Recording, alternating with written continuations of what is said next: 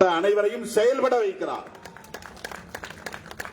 இதை சொல்லாமல் நான் இந்த கூட்டத்தில் போனால் நான் அவரையும் புரிந்து கொள்ளவில்லை, பொது வாழ்வையும் புரிந்து கொள்ளவில்லை என்று பொருளாகிவிடும். நானும் அப்படி உழைக்க வேண்டும் என்கிற ஆர்வம் உள்ளதால் ஒவ்வொரு முறையும் அவரிடத்தில் நான் இந்த விவரங்களை எல்லாம் கேட்டு தெரிந்து கொள்வேன்.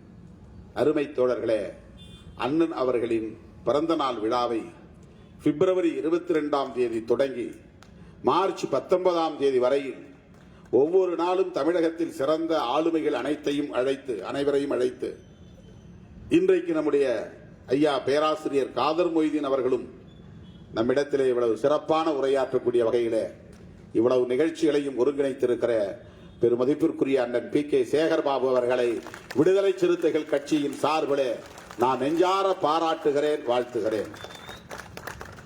தமிழக முதல்வர் அண்ணன் தளபதி அவர்களை அவருடைய பிறந்த நாளை ஒட்டி நான் அவர் 100 ஆண்டுகளுக்கு மேலாக நீடூழி வாழ வேண்டும் என்று நான் வாழ்த்த கடமைப்பட்டிருக்கிறேன். தாய் 8 அடி பாய்ந்தால் குட்டி 16 அடி பாயும் என்று தமிழிலே ஒரு பழமொழி உண்டு. முத்தமிழறிஞர் கலைஞர் அரசியல் களத்தில் எத்தகைய ஆற்றல் வாய்ந்தவர் என்பதை நாடு அறியும். எதிர்க்கட்சி தலைவராக இருந்தாலும் தமிழக அரசியலின் ஹீரோ அவர்தான். முதலமைச்சராக இருந்தாலும் தமிழக அரசியலின் ஹீரோ அவர்தான். 13 ஆண்டு காலம் ஆட்சியில் இல்லாத போதும் ஆட்சியில் இருந்தவர்களை விட ஆட்சியில் இல்லாத கலைஞரை பற்றித்தான் தமிழ்நாட்டில் பேச்சு இருந்தது. இந்தியா முழுவதும் பேச்சு இருந்தது. எத்தனையோ பல நெருக்கடிகளை கடந்து திராவிட முன்னேற்ற கழகத்தை கட்டி காப்பாற்றி இந்த இயக்கத்தை யாராலும் அழித்துவிட முடியாது, என் மூச்சுக்கு பின்னாலும் இந்த இயக்கம் இருக்கும் என்பதற்கு ஏற்ப தளபதி அவர்களையும் உருவாக்கி ஆளுமை மிக்க ஒரு தலைமையாக அவரை வளர்த்தெடுத்து அவருடைய மூச்சுக்கு பிறகும் தமிழ்நாடு திராவிட முன்னேற்ற கழகத்தின் ஆட்சி நிர்வாகத்தின் கீழ் இன்றைக்கு இயங்குகிறது என்றால் இது முத்தமிழறிஞர் கலைஞர் அவர்களின் அரசியலுக்கு கிடைத்த ஒரு மகத்தான வெற்றி. கலைஞரின் மகன் என்கிற ஒரே காரணத்தால் தான் அவர் பதவிக்கு வந்துவிட்டார் என்று பலரும் விமர்சிக்கிறவர்கள் விமர்சித்துக் கொண்டிருக்கிறார்கள். அப்படி அல்ல. அவர் சாதாரண நிலையில் இருந்து படிப்படியாக ஒவ்வொரு கட்டத்தையும் கடந்து பல்வேறு சோதனைகளுக்கு இடையிலே அவர் ஒரு புடம்போட்ட தங்கமாகத்தான் இந்த இடத்திற்கு வந்து நிற்கிறார். எத்தனை நெருக்கடிகளை கடந்திருக்கிறார், எத்தனை இடர்களை சந்தித்திருக்கிறார், எவ்வளவு அடக்குமுறைகளை ஒடுக்குமுறைகளை சந்தித்திருக்கிறார், மிசா காலத்தில் எப்படி அவர் ரத்தம் சிந்தி இருக்கிறார், இவையெல்லாம் தமிழ்நாடு அறிந்த வரலாறு தான். அது ஒரு தகுதி என்றால் அதைவிட முக்கியமானது பகுத்தறிவு பகலவன் தந்தை பெரியார், பேரறிஞர் அண்ணா ஆகியோர் வார்த்தெடுத்த கொள்கைகளை, வடித்தெடுத்த கொள்கைகளை, வகுத்தளித்த கொள்கைகளை முத்தமிழறிஞர் கலைஞர் கட்டி காப்பாற்றினார். முத்தமிழறிஞர் கலைஞர் அவர்கள் கட்டி காப்பாற்றிய அந்த கொள்கைகளை அவருடைய மறைவுக்கு பிறகும் கட்டி காப்பாற்றக்கூடிய கொள்கை சார்ந்த வலிமை கொண்ட தலைமையாக, கோட்பாடு சார்ந்த வலிமை கொண்ட தலைமையாக தன்னுடைய தகுதியை பெருக்கிக் கொண்டவர் அண்ணன் தளபதி அவர்கள். அதனால்தான் தோழர்களே, இந்திய அரசியலிலேயே எந்த மாநிலத்திலும் இல்லாத வகையில 2018ஆம் ஆண்டு காவிரி நீர் சிக்கலுக்காக நடைபயணம் மேற்கொண்ட போது இன்றைக்கு கூட்டணியில் இடம்பெற்றுள்ள அத்தனை கட்சிகளையும் தோழமை கட்சிகளையும் ஒருங்கிணைத்து போராட்ட களத்தில் அரவணைத்து சென்றார். அப்போது கருவானதுதான் இந்த கூட்டணி. 2019 உருவானதுதான், வடிவம் பெற்றதுதான் இந்த கூட்டணி. போராட்ட களத்தில் கருவுற்று தேர்தல் களத்தில் உருப்பெற்று தொடர்ந்து 6-7 ஆண்டுகளாக கட்டுக்கோப்பாக இந்த கூட்டணி இயங்குகிறது என்றால் அதற்கு அண்ணன் அவர்களுடைய தலைமைதான், அவருடைய ஆளுமைதான் முதன்மையான காரணம். வேற எந்த மாநிலத்திலும் கூட்டணி அப்படி எல்லா தேர்தலிலும் தொடர்ச்சியாக நீடிப்பதில்லை. 2019 நாடாளுமன்ற தேர்தலில் இந்த கூட்டணி கட்டுக்கோப்பாக இருந்து மாபெரும் வெற்றியை ஈட்டியது. தேனியை தவிர மற்ற 39 இடங்களிலும் திமுக கூட்டணி வெற்றி பெற்றது. 2021 இதே கூட்டணி கட்டுக்கோப்பாக இருந்து ஆட்சியை கைப்பற்றியது. அதன் பிறகு நடந்த ஊரக உள்ளாட்சி அமைப்புகளுக்கான தேர்தல், அதன் பிறகு நடந்த நகர்ப்புற உள்ளாட்சி அமைப்புகளுக்கான தேர்தல், பெருமளவிலே இந்த கூட்டணி வெற்றியை ஈட்டியது. இன்றைக்கு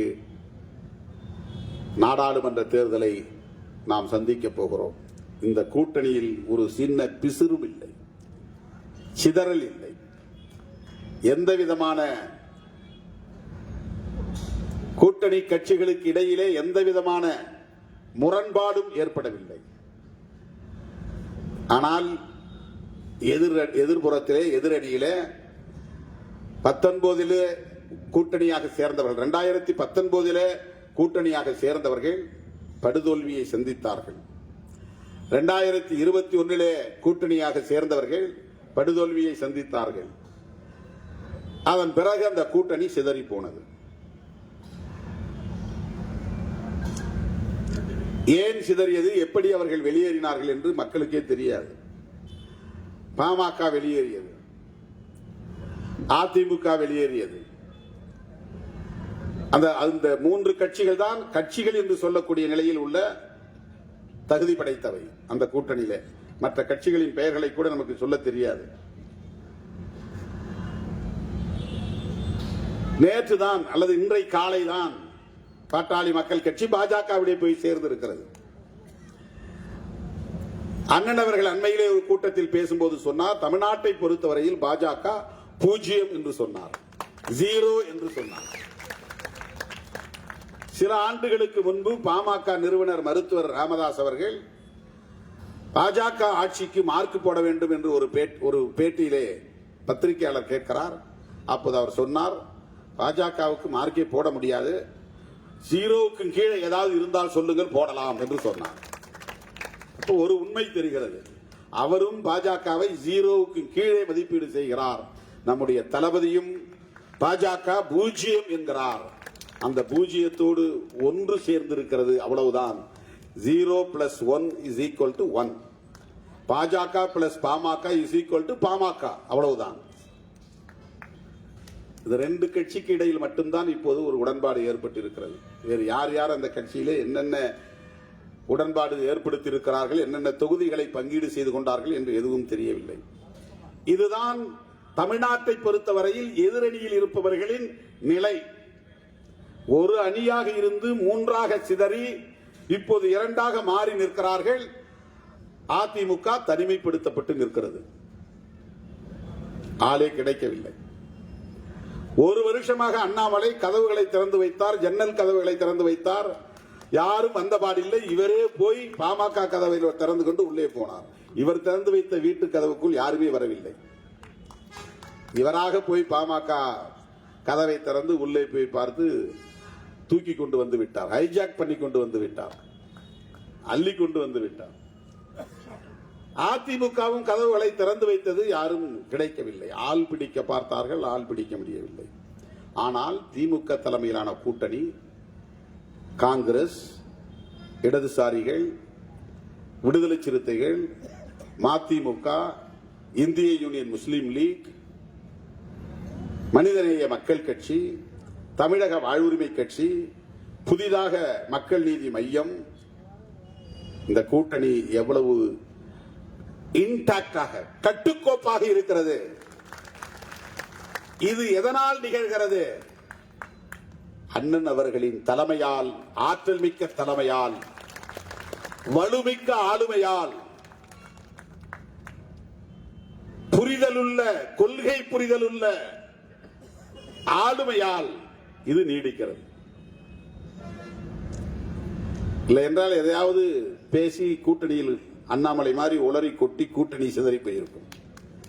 அண்ணாமலை ஏன் அதிமுக வெளியே போனது? அண்ணாமலை உளறல் தான் காரணம். ஏன் அண்ணாமலை உளறினார்? அவர் ஒரு ஆளுமை இல்லை, அதனால் உளறினார். தலைமை பண்பு அவரிடத்திலே இல்லை, அதனால் உளறினார். ஏன் திமுக கூட்டணி இவ்வளவு கட்டுக்கோப்பாக இருக்கிறது? இது கொள்கை புரிதல் உள்ள ஆற்றல் வாய்ந்த ஆளுமை என்பதால் கட்டுக்கோப்பாக இருக்கிறது. இதுதான் டிஃபரன்ஸ், இதுதான் வேறுபாடு. திமுக கூட்டணிக்குள்ளே வருவதற்கு பாமக முயற்சித்தது, யாரும் மறுக்க முடியாது. ஆனால் தலைவர், தமிழ்நாடு முதல்வர் தளபதி அண்ணன் ஸ்டாலின் அவர்கள் முத்தமிழறிஞர் கலைஞர் என்கிற புலி ஈந்தெடுத்த புலிக்குட்டி, அவருக்கு பிறந்த பிள்ளை. தாய் 8 அடி பாய்ந்தால் குட்டி 16 அடி பாயும் என்பார்களே, அப்படி அவருக்கு எதையும் உற்று நோக்குகிற, மதிப்பீடு செய்கிற ஒரு ஆளுமை இயல்பாக இருந்ததால் எந்த ஊசலாட்டமும் இல்லை. சில பேர் புரோவோக் பண்ணுவாங்க, அரசியல்ல ஆசை மூட்டுவார்கள், பெரிதுபடுத்தி தோற்றத்தை காட்டுவார்கள். இப்படி அப்படி, இதை செய்தால் அதை செய்தால், தலைமையை சுற்றி, எல்லா கட்சியிலும் தலைமையை சுற்றி அப்படி கருத்து சொல்வதற்கு ஒரு சக்தி இருக்கும். வெளியில் இருந்தும் ஊடகங்கள் அப்படி ஒரு தோற்றத்தை உருவாக்குவார்கள். ஆனால் அவரிடத்தில் எந்த தடுமாற்றமும் இல்லை, ஊசலாட்டம் இல்லை. கூட்டணியை மாற்றி அமைக்க வேண்டும் என்கிற எண்ணம் அவரிடத்தில் துளியையும் இல்லை. நம்மோடு பயணித்தவர்கள் நம்மோடு தொடர்ந்து பயணிக்க வேண்டும் என்பதோடு மட்டுமில்லாமல் அவ்வளவு பேரையும் இந்தியா கூட்டணியில் அங்க வகிப்பதற்கும் ஏற்பாடு செய்தவர். இந்தியா கூட்டணியில் இன்றைக்கு விடுதலை சிறுத்தைகளும் அங்கம் வகிக்கிறது என்றால் அதற்கான தளபதியின் அணுகுமுறைதான் காரணம். இந்திய யூனியன் முஸ்லீம் லீக்கும் அதில் அங்கம் வகிக்கிறது, மனிதநேய மக்கள் கட்சியும் அங்கம் வகிக்கிறது, விடுதலை சிறுத்தைகள் கட்சி, மறைமலர்ச்சி திராவிட முன்னேற்ற கழகம், இடதுசாரி கட்சிகள் என்று எல்லோரும் இன்றைக்கு திமுக தலைமையிலான மதசார்பற்ற முற்போக்கு கூட்டணியில் அங்க வகிக்கக்கூடிய அனைத்து கட்சிகளும் இந்தியா கூட்டணியிலும் அங்க வகிக்கிறோம் என்று சொன்னால் அண்ணன் அவர்களின் அரசியல் ஆளுமைதான் அதற்கு காரணம் என்பதை நான் சுட்டிக்காட்ட விழைகிறேன். ஆகவே நம்முடைய ரூட் கிளியர். திராவிட முன்னேற்ற கழக கூட்டணிக்கான பாதை தெளிவாக இருக்கிறது. கண்ணு கெட்டிய தூரம் வரையில் எதிரிகளே இல்லை. இன்னும் யாரும் அப்படி உருப்பெற்று வரவில்லை. மோடி வித்தை காட்டுகிறார்கள். 7 முறை கொண்டு வந்து மோடியை பேச வைத்து விட்டால் தமிழ்நாட்டு மக்கள் என்ன வட இந்தியர்களா ஏமாறுவதற்கு? நீ ஜெய் ஸ்ரீராம் சொன்னதும் இவர்கள் உடனே மயங்கி விழுந்து மோடி மோடி என்று கூச்சல் போடுவதற்கு. இது பெரியார் பக்குவப்படுத்திய மண், பேரறிஞர் அண்ணா பதப்படுத்திய மண், முத்தமிழறிஞர் கலைஞர் கட்டி காப்பாற்றிய மண். யார் யார் எப்படி என்பதை எடை போடக்கூடிய ஆற்றல் தமிழ்நாட்டு மக்களுக்கு, வாக்காளர் பொதுமக்களுக்கு உண்டு. சுயமாக சிந்தித்து வாக்களியுங்கள் என்று சொல்லக்கூடிய அரசியல் தான் தமிழ்நாட்டிலே நடக்கிறது. ஏமாற்றி வாக்குகளை பறிக்கிற அரசியல் அல்ல. மோடி வித்தை காட்டி வாக்குகளை பறிக்கிற அரசியல் அல்ல. நீ யாருக்கு வாக்களிக்க வேண்டும், ஏன் வாக்களிக்க வேண்டும், எதற்காக வாக்களிக்க வேண்டும் என்பதை நீயே தீர்மானித்துக் கொள் என்று சொல்லக்கூடிய அளவுக்கு அரசியல் போதனைகள் செய்யப்படுகிற மண். இந்தியாவிலேயே நள்ளிரவு 12 மணி வரையில் அரசியல் கூட்டங்கள் நடக்கிற ஒரே மாநிலம் தமிழ்நாடுதான். இந்த கலாச்சாரத்தை இங்கே வளர்த்ததும் திராவிட இயக்கங்கள் தான், குறிப்பாக திராவிட முன்னேற்ற கழகம் தான். நாள்தோறும் பொதுக்கூட்டங்கள் நடக்கும் தமிழ்நாட்டின் மூளை முடுக்கெல்லாம். எல்லா கூட்டங்களிலும் இந்த அரசியல் பிரச்சாரங்கள் நடக்கும். வெறும் தேர்தல் பிரச்சாரம் கிடையாது. வட இந்திய மாநிலங்கள்லாம் தேர்தல் நேரத்தில் தான் பிரச்சாரம். பெரும்பாலான பொதுக்கூட்டங்கள் 8 மணிக்கே முடிந்துவிடும் வட இந்தியா மாநிலங்களிலே. நள்ளிரவு 12 மணி வரை எல்லாம் நடக்காது. ஆக அரசியல் போதனை என்பது, அரசியல் பயிற்சி என்பது வெறும் கட்சி கூட்ட அரங்குகளில் நடப்பதல்ல, வீதிகளில் நடக்கிறது. தமிழ்நாட்டிலே வீதிகளில் நடக்கிறது. பொதுமக்களை அரசியல் படுத்துகிற நடவடிக்கைகள். கட்சிக்காரனை மட்டும் அரசியல் படுத்துறது இல்ல. ட்ரைனிங் கொடுத்து வாங்க, ஒரு 100 பேர் 200 பேர் 500 பேர் வாங்கன்னு ரொட்டீனா 3 மாசத்துக்கு ஒரு முறை பயிற்சி கொடுக்கிற மாதிரி வெறும் கட்சி தோழர்களுக்கு மட்டும் பயிற்சி கொடுக்கிற அரசியல் தமிழ்நாட்டிலே இல்லை. பொதுமக்களையும் அரசியல் படுத்துகிற ஒரு அரசியல் தமிழ்நாட்டிலே உண்டு. அதனால் மோடி எத்தனை முறை தமிழ்நாட்டுக்கு வந்தாலும் அவருடைய ஜம்பம் பலிக்காது, அவருடைய முயற்சி வெற்றி பெறாது. வரலாம். இப்ப என்னன்னா ஓட்டு இன்க்ரீஸ் பண்றதுக்கு முயற்சிக்கிறாங்க. எப்படி முயற்சிக்கிறாங்கன்னா, ஏசி சண்முகம் வா நில்லுங்க, ஒரு தொகுதியில தாமரையில நில்லுங்க. இப்ப ஏசி சண்முகம் வாங்க போகிற ஓட்டு 2 லட்சமோ 3 லட்சமோ அந்த ஓட்டெல்லாம் தாமரை கணக்கில் சேர்ந்துரும். BJP percentage. ஐஜேகே பாரிவேந்தர் வாங்க, உங்களுக்கு ஒரு சீட்டு, நீங்க தாமரையில நில்லுங்க. பாரிவேந்தருக்காக தான் அந்த ஓட்டு, ஆனா அது தாமரை கணக்குக்கு போயிடும். ஏசி சண்முகத்திற்காக தான் அந்த ஓட்டு, ஆனா அது தாமரை கணக்குக்கு போயிடும். அண்ணன் ஜி.கே. வாசனுக்காகத்தான் மூப்பனார் சமூகம் ஓட்டு போடும், ஆனா அது தாமரை கணக்குக்கு போயிடும். அப்புறம் யார் அந்த கட்சி கூட்டத்தில் இருக்காங்க தெரியல. சரத்குமார் அவர் கட்சியிலே போய் சேர்ந்துட்டார். அவருக்குன்னு தனியா சாதி ஓட்டு வங்கி எல்லாம் இல்ல. சமூக வாக்கு வங்கின்னு ஒரு சில கட்சிகளுக்கு இருக்கிறது. அந்த சமூக வாக்கு வங்கிகளை அந்த கட்சிகளின் வேட்பாளர்கள் மூலமாக வாங்கி அதை பாரதிய ஜனதா கணக்கில் ஏற்றி பாருங்க, என் கணக்கில் இவ்வளவு % ஓட்டு. ஜான் பாண்டியன் அவர் போய் நின்னார்னா அவர் ஒரு சைசபிள் ஓட்டு வாங்குவார். யாரும் ஜெயிக்க போறதில்லை. இந்த ஓட்டு என்ன நோக்கம் அவர்களுக்குன்னா, தமிழ்நாட்டில் மக்கள் திமுகவுக்கு எதிராக இவ்வளவு பேர் எங்களுக்கு வாக்களித்திருக்கிறார்கள் என்று சொல்லுவதற்கு முயற்சிக்கிறார்கள். மோடிக்கு தெரியும், அந்த கூட்டணியிலே சேர்ந்திருக்கிற பாமகவுக்கும் தெரியும், வாங்கி இருக்கிற 10 தொகுதிகளையும் தோற்க போகிறோம் என்பது பாமகவுக்கு தெரியும். தோற்பதற்காக 10 தொகுதி தெரியும். ஆனா அந்த ஒரு கட்சி மட்டும் மாம்பழ சின்னத்தில் வாங்க போறாங்க. அந்த 10 தொகுதி அல்லாத பிற தொகுதிகளில் அவருடைய ஆதரவாளர்கள் தாமரை சின்னத்திற்கு வாக்களிப்பார்கள். அந்த வாக்குகள் சமூக வாக்கு வங்கி தான். பாமகவுக்காக போட போற வாக்குகள் சமூக வாக்கு வங்கிகள். அந்த வாக்குகளையும் தங்களுக்கு விழுந்த வாக்குகளாக காட்டிக்கொள்ள போகிறது பாஜக. இவர்களுக்கென்று ஒரு ஓட்டு கூட தாமரைக்கு விழாது, மோடிக்காக விழாது. இவர்களின் நோக்கம் என்ன? வெற்றி பெற முடியாது. எதற்காக தேர்தலில் நிற்கிறார்கள்? தமிழ்நாட்டில் திமுகவுக்கு அடுத்த பெரிய கட்சி பாஜக என்று காட்டிக்கொள்ள வேண்டும். 2024 ஒரு 7%, 8% அல்லது 10% வரையிலும் வாக்குகளை வாங்கி காட்டிவிட்டால் 2026 திமுக வெர்சஸ் பிஜேபி என்று இருதுருவ அரசியலாக தமிழ்நாட்டு களத்தை மாற்ற வேண்டும் என்பதுதான் அவர்களின் நோக்கம். அப்ப இதுல என்ன ஒரு உண்மையை புரிந்து கொள்ள வேண்டும் என்றால், பாவம் அண்ணன் எடப்பாடி அவர்கள், அவரை இப்போது தனிமைப்படுத்தி விட்டார்கள். நீ போங்க, அண்ணாமலை வளர்றதை வச்சு வெளியேற்றி விட்டாங்க. ஆனா உண்மையிலே வேணும்னு தான் அவரை புஷ்அப் பண்ணி வெளியே விட்டாங்க. இவர் வெளியே போனா 2 விஷயம் அவங்க எதிர்பார்த்தாங்க. ஒன்னு, பிஜேபியோடு சேராத அதிமுக என்பதனால் திமுக கூட்டணிக்கு வாக்களிக்க விரும்பாத முஸ்லிம்கள், கிறிஸ்தவர்கள் வாக்குகளை அதிமுக பக்கம் ஈர்த்து விட முடியும். ஒரு 10% மைனாரிட்டி ஓட்டை பிரிக்கலாம், இல்லைன்னா 100% அவங்களுக்கு போயிடும். அதை தடுக்கணும். இது ஒரு நோக்கம். 2வது, தேர்தல் நேரத்தில் பேரம் பேசுகிற போது திருமாவளவனோ அல்லது காங்கிரஸோ அல்லது ஏதாவது சில கட்சிகளோ கோபித்துக் கொண்டு நின்றால் அவர்களுக்கு வலை விரிக்கலாம்.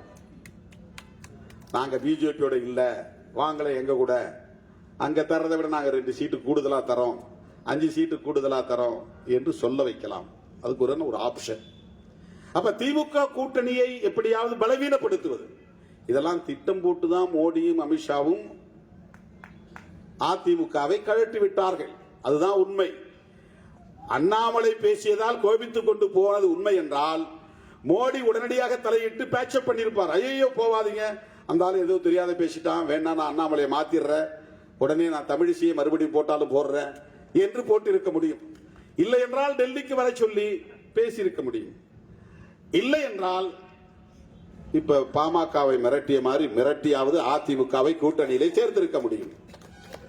வெற்றி பெற வேண்டும் என்று விரும்பி இருந்தால், 1-2 தொகுதிகளிலாவது வெற்றி பெற வேண்டும் என்று விரும்பி இருந்தால் அதிமுகவையும் கூட்டணியிலே சேர்த்திருக்க முடியும். அவர்களிடத்திலே ஏவுவதற்கு பல நிறுவனங்கள் இருக்கின்றன. இடி இருக்கிறது, ஐடி இருக்கிறது, சிபிஐ இருக்கிறது. ஆனா ஏன் பண்ணல? நீ அப்படியே இரு. 2 காரணம். நீ இந்த தேர்தலில் 40 இடங்களிலும் தோற்று போக வேண்டும். ஓட்டை விட நான் கூடுதல் ஓட்டு வாங்கி காட்டுவேன். அதிமுகவை விட கூடுதல் ஓட்டு வாங்கி காட்ட விருப்பம், அல்லது சமமாக வாங்கி காட்ட முடியும். கணக்கே இல்லாதவன் கணக்கு தொடங்கினாலே அது ஒரு இம்ப்ரூவ்மெண்ட் தானே. அக்கௌண்டே கிடையாது, அக்கௌண்ட் ஓபன் பண்ணாலே ஒரு இம்ப்ரூவ்மெண்ட் தானே. அப்போ தமிழ்நாட்டை பொறுத்தவரையில் பாஜகவுக்கு ஒரு வாக்கு வங்கியை உருவாக்க வேண்டும். இதுதான் அவருடைய திட்டம். அருமை தோழர்களே, மோடி அவர்கள் இங்கு வரும்போதெல்லாம் பேசுவது திமுக இந்து தர்மத்திற்கு எதிரானது, இந்துக்களுக்கு எதிரானது. இங்க உட்கார்ந்து இருக்கிறதுல 90% பேர் இந்துக்கள் தான். அதுதானே இயல்பா இருக்க முடியும் எந்த கட்சியிலும். ஏன்னா முஸ்லீம், கிறிஸ்டியன்ஸ் மைனாரிட்டிஸ், அவங்க எந்த கட்சியிலும் 100% இருக்க முடியாது. திமுகவில் கொஞ்சம் இருப்பாங்க, விசிகாவில் கொஞ்சம் இருப்பாங்க, கம்யூனிஸ்ட் கட்சியில் கொஞ்சம் இருப்பாங்க. அது ஓவரால் கணக்கு பண்ணும்போது அது மைனாரிட்டியா தான் இருக்கும். இந்துக்கள் தான் எல்லா கட்சியிலுமே மெஜாரிட்டியா இருக்க முடியும். இன்னைக்கு திமுக ஆளுங்கட்சியாக இருக்கிறது என்றால் பெரும்பான்மை இந்து சமூகத்தினரின் வாக்குகளால் தான் அது ஆளுங்கட்சியாக இருக்கிறது. அதை அவங்க டைலூட் பண்ண விரும்புறாங்க, டைவர்ட் பண்ண விரும்புறாங்க. நாம் விமர்சிப்பது சனாதன தர்மம் என்று சொல்லுவது, இந்துத்துவா என்று சொல்லுவது பிஜேபியின் பித்தலாட்ட அரசியல் தான். அதை தான் நாம் அம்பலப்படுத்துறோம். இந்து தர்மம் வேற, இந்துத்துவா வேற. சிவபெருமான் மீது வைத்திருக்கிற நம்பிக்கை, மகாவிஷ்ணு மீது வைத்திருக்கிற நம்பிக்கை, சபரிமலை ஐயப்பன் மீது வைத்திருக்கிற நம்பிக்கை, நம்முடைய இந்து சமய அறநிலையத்துறை அமைச்சரே அவருடைய போன்ல எப்பவுமே சாமியே சரணம் ஐயப்பா தான். அவருக்கு நம்பிக்கை உண்டு. இது இந்துயிசம், இந்து தர்மம். பின்பற்றக்கூடிய விரதம் அது இந்து தர்மம். மறுபிறவி உண்டு என்ற நம்பிக்கை அது இந்து தர்மம். பொய் சொல்லக்கூடாது, மற்றவர்களை ஏய்க்க கூடாது, கடவுள் கண்ணை குத்தி விடுவார் என்று நம்புவது இந்து தர்மம். நாம அதை பேசல. பாஜக செய்கிற பித்தலாட்ட அரசியலை, அதுதான் அவர்கள் வைத்திருக்கிற பெயர் இந்துத்துவா. என்ன வைத்திருக்கிறார்கள்? முஸ்லிம்களுக்கு எதிரான வெறுப்பு அரசியல், கிறிஸ்தவர்களுக்கு எதிரான வெறுப்பு அரசியல், அரசமைப்பு சட்டத்தை நீர்த்து போக செய்வதற்கான நடவடிக்கைகள், அரசமைப்பு சட்டத்தில் உள்ள ஜனநாயக விழுமியங்களை அவமதிப்பது, சிஏஏ சட்டம் கொண்டு வந்திருப்பது, ஜம்மு காஷ்மீரை உடைத்து சிதற வைத்திருப்பது, ஜிஎஸ்டி வரி விதிப்பின் மூலம் இந்துக்களுக்கும் பாதிப்பை ஏற்படுத்தியிருப்பது, அதானி அம்பானி போன்ற பெரும் முதலாளிகளுக்கு தொண்டு செய்வது, கோல்வாக்கரின் அரசியலை உயர்த்தி பிடிப்பது, நாத்துராம் கோட்சேவை மகாத்மா என்று சொல்லுவது, காந்தியடிகளை சிறுமைப்படுத்துவது, ஜவஹர்லால் நேருவை சிறுமைப்படுத்துவது, திராவிட அரசியலை கொச்சைப்படுத்துவது, பெரியாருக்கும் காவி பூச முயற்சிப்பது, வள்ளலாருக்கு காவி சாயம் பூசுவது, திருவள்ளுவருக்கு காவி சாயம் பூசுவது, இதுவெல்லாம் பாரதிய ஜனதாவும் சங் பரிவார்களும் செய்யக்கூடிய பித்தலாட்ட அரசியல். இதுதான் அவர்களுடைய இந்துத்துவ அரசியல். இதைத்தான் நாம் எதிர்க்கிறோம். இந்துத்துவம் என்பது வேறு, இந்து தர்மம் என்பது வேறு. திமுகவிலே பழனிமலைக்கு போகிறவர்களும் உண்டு, விரதம் இருந்து மொட்டை அடிக்கிறவர்கள் உண்டு. திருப்பதிக்கு போகிறவர்கள் உண்டு, மொட்டை அடிக்கிறவர்கள் உண்டு. திகாவில் இருக்க மாட்டார்கள், அது வேறு. திமுகவிலே உண்டு. என்னுடைய தாய்க்கு கடவுள் நம்பிக்கை உண்டு. நான் ஒவ்வொரு முறையும் ஊருக்கு போகிற போது ஏதேனும் ஒரு கோயிலுக்கு போய்விட்டு வந்து எனக்கு திருநீர் பூசுகிறார் என்னுடைய தாய். நான் அதை ஒருபோதும் மறுத்ததில்லை. என் நெற்றியிலே அவர் திருநீர் பூசுகிற போது நான் ஒருபோதும் அதை மறுத்ததில்லை. அவருக்குள்ள நம்பிக்கை அது. சில கிராமங்களில் என்னை அழைத்து கோபுர கலசத்திலே தண்ணீர் ஊற்ற வைப்பார்கள், என் தலையில் சுமக்க வைப்பார்கள். அவர்களின் உணர்வை மதித்து நான் தலையில் சுமந்து போயிருக்கிறேன், கலசத்தில் போய் ஊற்றி இருக்கிறேன்.